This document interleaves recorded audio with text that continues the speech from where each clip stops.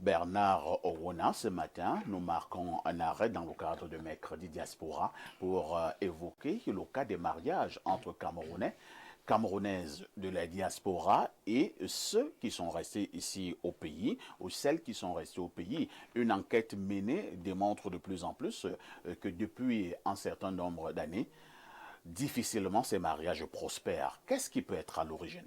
Je pense que le problème est au niveau endogène avec nos frères et sœurs qui vivent ici et qui habituellement, lorsqu'on leur tend la main de l'autre côté, le mariage est conclu, il est célébré, il est fêté. Une fois dans l'avion arrivé là-bas, la personne qui arrive là-bas, nouvellement mariée, change systématiquement.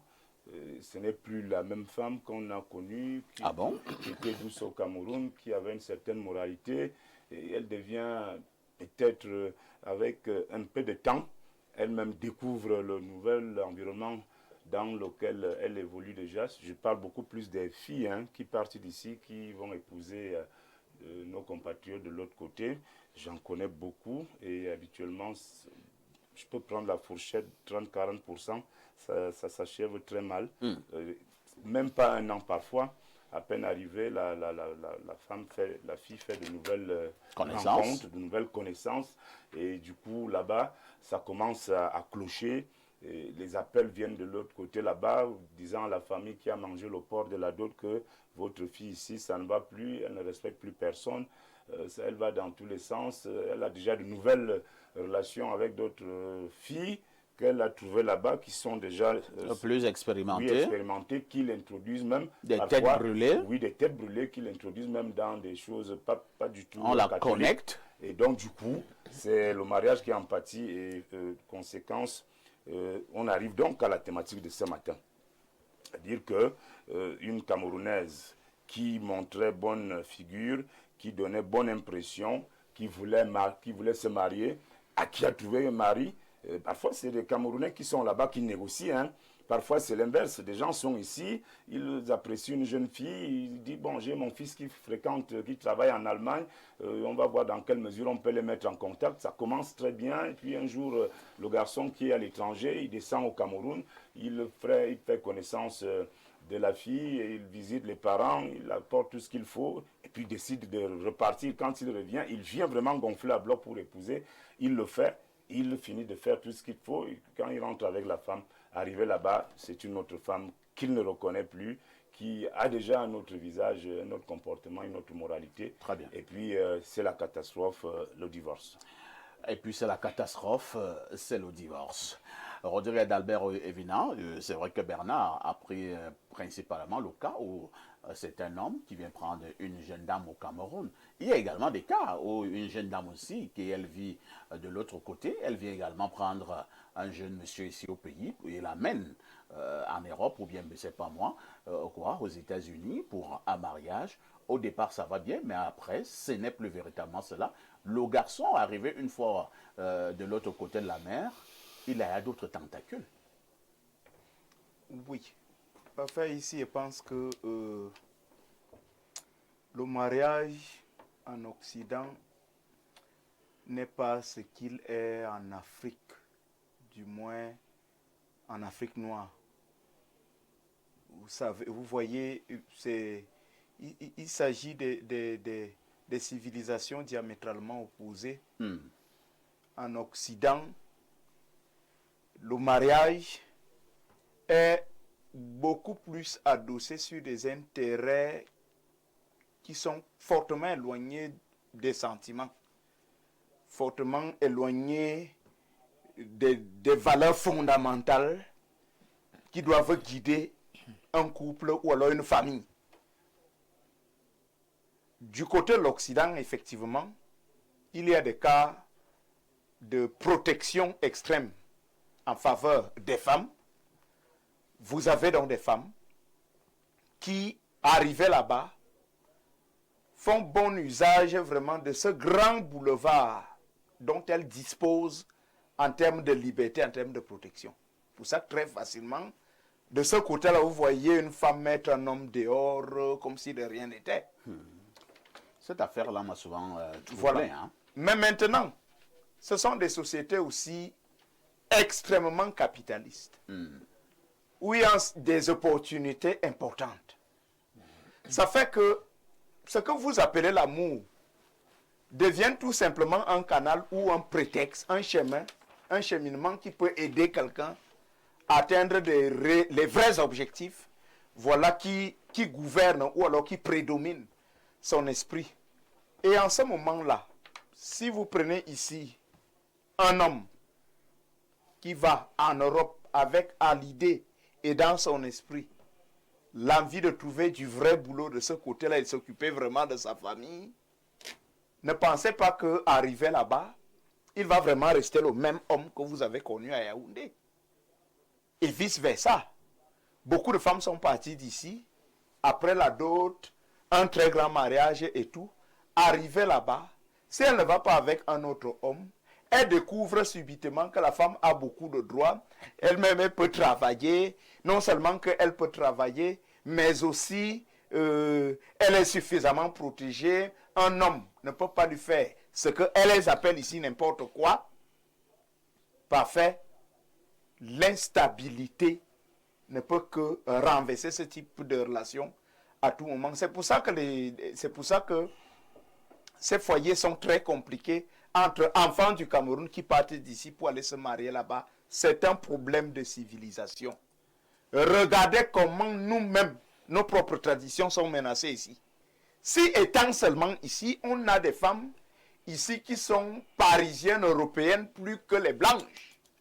Nous avons ici des femmes aujourd'hui qui pensent que le vent de la mondialisation est un vent qui est suffisamment positif pour la gente féminine parce que celle-ci a été depuis longtemps défavorisée. Mais maintenant, il faut bien que ses droits soient reconnus. On développe un certain nombre de thèmes qui mettent au même pied d'égalité l'homme et la femme. Ici, ces débats ont pris corps. À plus forte raison de ce côté-là, les gens oublient qui ils sont. Ils oublient qu'ils sont des Noirs. Ils sont enfants d'une terre qui a des valeurs de mariage et de famille. Ça devient un peu plus complexe et un peu plus difficile. Donc, voilà comment moi je comprends cette difficulté vraiment de cohabitation, le mariage entre les Camerounais qui sont ici, leurs frères et sœurs qui sont de l'autre côté. Alain Douk, nous avons également un volet, ma foi, très important, le volet intérêt, le volet du gain. Il me semble que c'est vrai que je n'ai pas fait une étude approfondie, une enquête approfondie sur 100 mariages entre ces personnes qui sont allées de l'autre côté et ceux qui sont restés au pays. J'ai la nette impression qu'à 80%, c'est l'intérêt. Et donc, si c'est l'intérêt, habituellement, ces unions volent en éclats. Bon, écoutez, parfait. Honnêtement, de toi à moi, finalement, qu'est-ce qui n'est pas fait par intérêt, là, depuis... Surtout lorsqu'on parle parfois de relations avec des femmes. Lorsque moi j'épouse une femme, moi je ne cherche pas l'intérêt. Non, à 90%, je veux croire qu'il y a une certaine dîme là, je ne sais pas moi ou quoi, de femmes qui, voilà, sont transcendantales. Et tout le reste, c'est une espèce de commerce. Et le mot en français veut bien dire ce qu'il veut dire. Pour revenir au sujet, cette problématique liée à cette espèce d'insuccès dans les mariages entre personnes de la diaspora et leurs nationaux, ça ne s'inscrit en réalité que dans la dynamique de l'échec en réalité de l'institution du mariage au niveau mondial et au niveau national. Allez prendre les statistiques ici dans nos tribunaux au sujet du divorce et vous allez voir que même au niveau national, ça ne marche pas. Ça marche pas. Au niveau mondial, même chose. Les statistiques au sujet du mariage sont alarmantes. Les fondamentaux qui doivent régir le mariage sont absents. On se marie certainement pour d'autres raisons. Et dans un contexte totalement capitalisé, totalement ancré sur cette espèce de furie, tous azimuts, d'un capitalisme et d'un matérialisme, forcément, les gens sont orientés par des logiques d'intérêt, de gain. Bon, ils viennent la plupart du temps ici, ils ont beaucoup de succès, ce que nous appelons les mbenguistes. Ils ont beaucoup de succès. Puisqu'ils ont beaucoup de pognon. Oh, mais attends, quand ils changent l'euro, tu vois bien ce que ça donne, même si... Il avait un petit billet comme ça, après il donne un paquet d'argent. Toutes les filles les veulent et tout. Mais comment? Il faut rêver les filles, etc., etc. Bon, sauf que parfois, les filles dont c'est simplement l'hameçonnage. Il faut juste traverser. Justement, dans un contexte où la misère est exacerbée, chacun cherche, je sais pas moi, une espèce de bouée de sauvetage. Et puis si c'est le benguiste qui peut être dans la bouée, on s'y accroche. Et puis finalement, on lui vend une illusion d'un certain, d'une certaine, je sais pas, d'un certain amour. Mais c'est malhonnête ça. Mais qu'est-ce qu'on y peut? Je dis, les femmes ne font rien pour rien. Parce que, attends, c'est... Mais vous c'est la blague. accusez beaucoup plus les femmes. Hein? Vous êtes sûr qu'il n'y a pas... J'en viens, ça c'est la première phase de d'accord. l'analyse. C'est la thèse. Alors comme ça, finalement ils vendent. Parce que je connais aussi des couples là, entre nationaux et diaspora qui marchent. Hein. Je connais 2 comme ça où ça marche. Parce que justement, l'enjeu ici c'était de dire, bon écoute, là-bas c'est civilisationnellement autre chose. Il y a un conditionnement qui ne peut pas donner avec nos valeurs et nos cultures. Qu'est-ce que je fais? Il rentre donc, on lui dit que non, ici on a la fille de telle là dans la famille, telle, il faut venir, etc. Elle peut être une bonne épouse, on fait une recommandation de ce genre, il vient et constate que ça peut marcher. Il prend la fille et il s'en va avec elle. On conditionne de même la fille pour lui faire comprendre que tu vas là-bas, c'est pas pour copier ce qui se fait là-bas, etc. Et puis ça marche, mais dans d'autres cas ça ne marche pas, parce que dès qu'elle arrive là-bas, elle se rend compte que c'est un autre paradigme civilisationnel là-bas. Rodrigue le disait, les protections accordées à la femme, on a l'impression qu'il y a un chambardement, ce n'est plus le patriarcat comme chez nous, le phallus tout puissant, là-bas on a l'impression qu'il faut donner une place prédominante, prééminente à la femme. Donc il suffit que tu hausses un tout petit peu le ton là-bas sur elle, on appelle la police, mon frère. On peut t'intenter des procès, etc. Tu peux même aller en tôle pour ça. Dès qu'elle réalise que, mais attends, ici, on peut être aussi forte que ça, mais ça, elle s'enorgueillit, etc. Elle botte sur la touche. Et elle a déjà des tentacules. Voilà, tout le corpus de valeurs et de réalités qui étaient les nôtres ici et la place de la femme. Elle veut faire, vous savez, le conditionnement social, elle veut faire justement comme ça se passe de l'autre côté, et puis ça vole en éclat. Même chose pour les hommes, d'autres, c'est des gigolos. Ils sont là tout simplement par opportunité. Et ils n'aiment pas forcément la femme en question. L'enjeu ici, c'est d'éviter la mer, etc. S'ils ont pu éviter le désert, prendre la route et tout. Si finalement, c'est pas la femme, on allie tout, quoi. Opportunité et puis plaisir. Parfois, bon. le monsieur a 25 ans. Oui, mais tout est déjà programmé. Et la femme, là, 65 ans. C'est pas grave. Ça, c'est l'amour. Tout est programmé. Il sait que c'est programmé pour échouer. On appelle ça l'obsolescence programmée. Donc même à ce mariage, il sait que ça va aboutir à rien. Le problème, c'est être de l'autre côté dès qu'il y a. Basta. C'est bon. Ouais, Pierre Blériot, mec, c'est très amusant tout ce que j'écoute sur ce plateau. Alors, qu'en faut-il faire? Y a-t-il une astuce? Y a-t-il des procédés pour que nous puissions avoir de plus en plus des mariages entre ceux qui sont partis de l'autre côté et ceux qui seront ici au pays, des mariages qui puissent tenir? Y a-t-il des astuces? Y a-t-il un secret? Bon, déjà, si les, comment on appelle ça, les ignames ne s'en sortent pas, ce n'est pas les patates qui vont s'en sortir. Ça veut dire quoi? Ça veut dire que les mariages déjà d'ici même ne tiennent pas. Ici sur place, tiennent de moins en moins. Ouais. A fortiori, les mariages entre diasporiques et camerounais. Le problème est que le mariage lui-même est en train de perdre sa substance. Quand vous demandez à un jeune, tu ne te maries pas, pourquoi? Quelle est la première réponse? Je n'ai pas encore les moyens. Ouais. Ça veut dire que on se marie parce qu'on a déjà les moyens financiers. Mais est-ce que c'était ça à l'origine le Non. On se mettait ensemble pour créer donc les moyens. Pour boire l'eau et pas faire l'amour. Non, c'est pas pour boire l'eau et faire l'amour. Bernard Oona, 2 personnes qui travaillent ensemble acquièrent plus facilement les moyens qu'une personne qui se bat toute seule. Donc, c'est l'idée. Dieu a créé l'homme pour être quoi? Une aide pour la femme. On a donc changé ça. Deuxième chose, l'Occident aime transformer, renverser toutes les valeurs bibliques. On a dit dans la Bible que l'homme est le chef de la femme. En Occident, on a dit que la femme est le chef de l'homme. Donc, vous croyez que Dieu était bête? Quand il a vu les femmes, quand il les créé, il a su que si tu donnes la chefferie aux femmes, ça va très mal se passer. Bon. Oui, lui, il savait ça. C'est pour ça qu'il a voulu que l'homme soit le chef de la femme. D'ailleurs, il le dit dans la Bible. Tes désirs se porteront sur ton mari, mais ce dernier dominera sur toi. Quand l'Occident a donc mis sur pied, parce que ils ont leur projet, c'est de tuer l'esprit de famille. Parfois, ici, si on dit à ta femme que tu ne peux pas la gronder, tu ne peux pas la punir, parfois, tu ne peux même pas lui dire, parce que tu es énervé, mets-toi dehors. Ah! moi, il ne faut même pas dire ça à Inès. Non, que tu ne peux pas lui... Attends, parfait, ici, le pouvoir entre les mains de la femme, c'est la catastrophe. Ah bon? Il faut que c'est l'homme qui ait le pouvoir. Quand nos filles quittent donc d'ici, elles arrivent en Occident. Les autres femmes leur expliquent Comment ça se passe là-bas? que non, il t'a grondé. Il dit, non, on fait pas ça ici. Il se croit où? Non, chez nous, ici. Elle lui donne le numéro vert du service social, ainsi de suite, de la police. La prochaine fois, quand tu commences à parler, elle te dit, mais je crois que toi-même, tu ne connais pas où tu te trouves. Hein. Tu n'es plus ici en Afrique. C'est-à-dire, c'est elle qui t'explique là où tu es. Toi qui l'as fait venir là-bas. Ici, on ne gronde pas comme ça. Et puis, donc, l'Occident a organisé sa société pour que les femmes ne soient pas soumises, entre guillemets, à leur mari. Et les Africains ne peuvent donc pas résister à cette façon d'organiser. Il y a d'autres qui ont trouvé des astuces. On épouse une fille, on la laisse ici sur place. Bon, avec l'autre risque que d'autres t'aident à chauffer la marmite. Ça, donc, le mais problème. il faut bien choisir quelque chose, soit le beurre, soit l'argent du beurre. Tu dis que tu restes là-bas. Parce que même là-bas, on peut te chauffer la marmite. Donc tu restes. Il y a des femmes qui restent ici, qui sont fidèles à leur mari. Ah oui. Mais des hommes ont dit non, si elle traverse, je connais la mentalité ici. On va me gâter ma femme.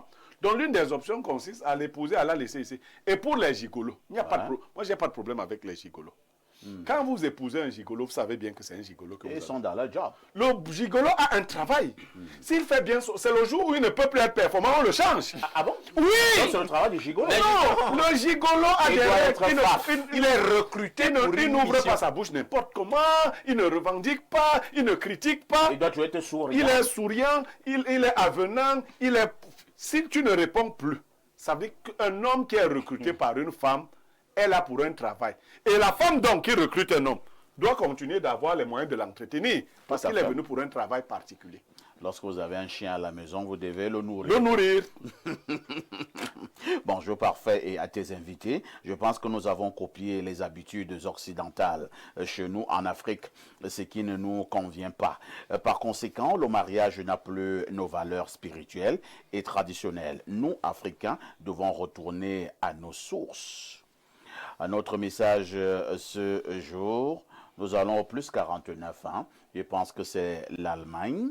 Bonjour, monsieur Aïssi. Si ce monsieur connaissait la nature humaine, il n'aurait jamais dû faire confiance à son ami. Comment peut-on laisser deux adultes de sexe opposé entre quatre murs? C'est Manding Eyum qui envoie ce message. Et il dit également ceci, le mariage lui-même est un pari. Venir chercher une épouse au pays est un double pari. Ah oui. Autre message ce matin. Allons au plus 41. C'est la Suisse. Que dit le téléspectateur de la Suisse? Bonjour, grand parfait ici. Dit à Alain Douk de ne pas nous gâter nos modèles. Bonne émission. C'est Gaël depuis la Suisse. Un autre message ce matin. Quelqu'un décide simplement de me dire bonjour au... D'accord. Bonjour à toi. D'accord. Voilà. Alors, oh là là, c'est un long message. Hein? On ne croit pas tout le... Alors, bonjour à vous, le panel.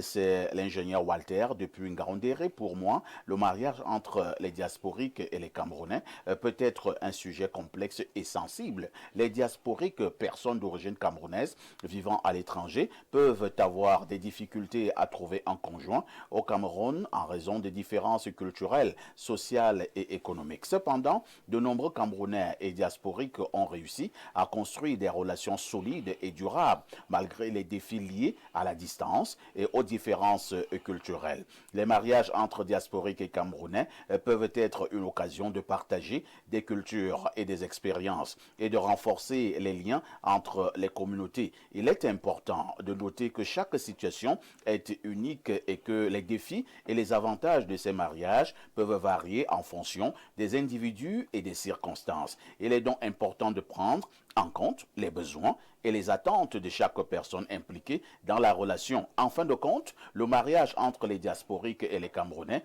peut être une belle occasion de construire une vie ensemble en dépit des défis potentiels. Il est important de communiquer ouvertement et honnêtement et de travailler ensemble pour surmonter les obstacles qui peuvent surgir. Très bien. Un autre message ce matin. Bonjour les démineurs, juste pour vous dire que j'adore votre émission. Allez de l'avant. Parfait. Vous m'avez fait regarder une télévision par le passé une fois que j'ai découvert Info TV et que l'officier de réserve qui chauffait parfois ses crampons est devenu consultant permanent. Espace Miné est devenu mon émission préférée et les autres télévisions là. D'accord. C'est de Dieudonné, hein, depuis Gashiga à Garoua. Ah, Gashiga. Merci, hein, Dieudonné. Alors, lisons peut-être 2 ou 3 dernières contributions de nos valeureux téléspectateurs. Hein. Bonjour, parfait Haïti, et à ton riche panel. Ça me rappelle un monsieur qui est quitté de l'Espagne à la recherche d'une bonne femme dans notre continent. L'épouse, et lorsqu'il retourne avec cette dernière, elle lui a fait voir de toutes les couleurs. Jusqu'à cette femme a fait en sorte que le monsieur oublie même sa propre famille, puisque de base, le monsieur est un Camerounais qui a juste vécu longtemps. De l'autre côté, cordialement, c'est Raoula Rini et Pierre depuis Douala. Autre message ce jour, que dit ce téléspectateur? Alors, très rapidement, nous allons au 227 ans. Que dit le téléspectateur du 227? D'abord, le 227, c'est quel pays là? C'est le côté du Togo. Alors, nous prenons Niger. le 227. C'est le Niger. Ouais. C'est le Niger. Bonjour Espace Miné. Je souhaite partager une réalité complexe que rencontrent de nombreux jeunes de la diaspora lorsqu'ils envisagent d'épouser une femme restée au pays. C'est une situation bien différente de celle où un couple avait déjà des enfants avant que l'homme ne parte à l'étranger. Dans le cas des mariages arrangés, il n'est pas rare que la jeune femme ait déjà une relation au Cameroun. J'ai malheureusement été victime d'une telle situation. Ma future épouse arrangée par mon meilleur ami de 20 ans et qui m'a d'ailleurs beaucoup escroqué dans cette affaire avec son propre copain. Le schéma est souvent le même. Elle fait un arrangement avec son petit ami, le mari de la diaspora paye le billet d'avion et les frais de séjour, puis la femme commence les démarches pour faire venir son propre copain. J'ai même été contacté par une personne virtuelle au Fongan Maurice dans une situation similaire. Nous avons souvent la bonne volonté d'épouser nos sœurs restées au pays, mais les conditions sont parfois trop difficiles, surtout sur le plan moral. Les mauvaises influences familiales jouent un rôle majeur. La pression vient souvent de la famille de la fille qui imagine que la vie à l'étranger est idyllique et que tout est rose. Cette pression pousse malheureusement ces jeunes femmes dans des histoires compliquées, ce qui affecte grandement leur mariage et peut même le détruire. Il est crucial de sensibiliser à ces réalités pour éviter de futures déceptions et des situations douloureuses pour les jeunes de la diaspora. Merci de votre compréhension. Bernard Owona, mariage entre diasporiques et nous qui sommes restés au pays. Véritable amour ou toujours une affaire d'opportunité? Beaucoup plus une affaire d'opportunité parce que je vais vous prendre 2 petits cas. J'ai connu un mariage ici à Yaoundé où je suis né, où un frère de Yaoundé comme moi a épousé un blanc. Il devait voyager parce que... Un frère a épousé un blanc. Un frère de Yaoundé a épousé un blanc. Attends un peu. Un frère de Yaoundé a épousé un blanc. Personne ne me suit sur ce plateau alors. Non, Non, moi, je suis. la preuve. Voilà pourquoi... Attends, tu ne peux pas passer comme ça. Alors, je dis que je vais vous prendre 2 cas. Oui. Le premier cas, c'est un frère de Yaoundé comme moi, Oui. dans la famille de Tsombala, a décidé de rompre avec la précarité et la pauvreté. La famille a donc décidé d'arranger un mariage. Et un beau matin, son frère aîné m'a invité qu'il faut passer à la maison demain pour manger le porc de la dot de mon petit frère. Alors, Le porc de la dot de son petit frère. j'ai dit qu'un blanc est venu doter un Tchumbala. Tchumbala en plein Yaoundé. Il y a 8 fêtes quelque part dans la région de Yaoundé 3e. Ah, et toi? Attends, les Non. autorités ont fait comment? Et il y a 8 fêtes. Le blanc est venu, il a doté Où est les choses? un frère de Yaoundé. Et depuis qu'ils sont partis, il y a plus de 10 ans, ça marche très bien. Ça, c'est un cas. Donc, on Un a cas. officié ça chez nous. Alors, les Tchumba, là, vous Ça, inventez. ça, c'est un cas qui a réussi. Il y a un autre cas parlant. Les Tchomba, là, vous avez fait fort. Laisse-moi d'abord prendre le deuxième cas. Vous allez commenter Vous pouvez après. prendre vite ton Le deuxième cas. deuxième cas, donc, c'est celui auquel tu faisais allusion sur les gigolos. Il y a un Ivoirien qui a épousé, une Ivoirienne de 35 ans qui a épousé une Allemande de 70 ans. Et l'Allemande a tout organisé pour que l'Ivoirien aille s'installer, aille la retrouver à Munich. Munich. Et une fois là-bas, l'Ivoirien avait la responsabilité, l'obligation de faire l'amour à cette maman 8 fois par jour. Hein? 8 fois par À jour. 67 ans, elle supporte ça. Oui, 8 fois par jour. Et chaque fois que... Ah, il en est. Oui, Tu as parlé de ça une fois. Il n'en voilà, pouvait plus. donc c'est une histoire authentique. Et quand le gars disait que non, j'étouffe, je dis que ici, là, c'est ce que tu es venu faire. Voilà ta part d'intérêt. Comme tu as calculé tant chez toi que tu vas venir escroquer d'une vieille Allemande, elle a donc souffert. Et à un moment, il a envoyé des vidéos SOS où il demandait que les gens lui viennent en aide pour qu'il puisse retourner chez lui. Parce que le travail là était déjà plus compliqué. Donc, pour le gars qui a épousé un blanc, effectivement, que les mariages entre nous qui sommes ici, les compatriotes ici, et ceux qui sont partis, c'est beaucoup plus calqué sur le modèle des blancs. Mais nous, ici, on fait beaucoup plus dans le calcul, dans l'intérêt. Bonjour, perfecto, l'ombenguiste de la mode.